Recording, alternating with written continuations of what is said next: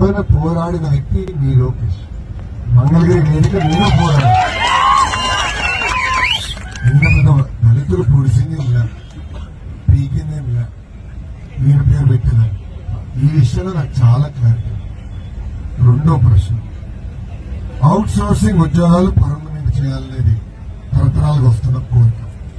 ఈ ప్రభుత్వం అధికారంలోకి రాకుండా ఉన్నా ఈ రోజు నా మిత్రుడు ఒక్కడు నాకు ఒక వాట్సాప్ పోస్ట్ పెట్టాడు.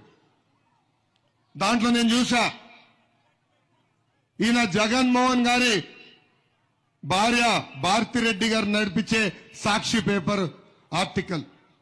నేనేదో దళితుల్ని అవమానించామని రాశారు, నేనేదో దళితుల పైన అసభ్యంగా మాట్లాడాను నిన్నని రాశారు. అరే 10 సంవత్సరాల నుంచి మీరు ఎన్ని అబద్ధాలు రాస్తున్నారా ఈ లోకేష్ పైన? 10 సంవత్సరాల నుంచి నన్ను కించపరిచే విధంగా మీరు రాస్తున్నారు.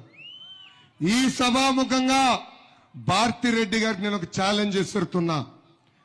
మీకు దమ్ము ధైర్యం ఉంటే ఆ వీడియో మీరు బయట పెట్టండి, లేదంటే డేట్ మారే లోపల దళితులకి క్షమాపణ చెప్పండి అని ఈ సభాముఖంగా ఆమెకి నేను సవాల్ ఇస్తున్నా. నీతి నిజాయితీగా బతికే కుటుంబం, ఏనాడు ఎవరిని అవమానించిన కుటుంబం.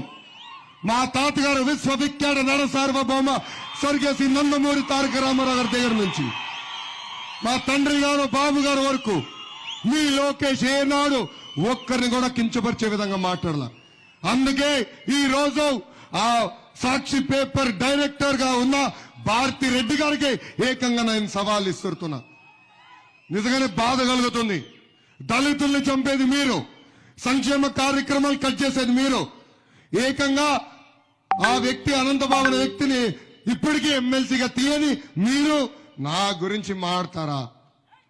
దమ్ము ధైర్యం ఉంటే ఛాలెంజ్ స్వీకరించండి, లేదంటే క్షమాపణ చెప్పండి ఈ సభాముఖం సవాల్ ఇస్తున్నా.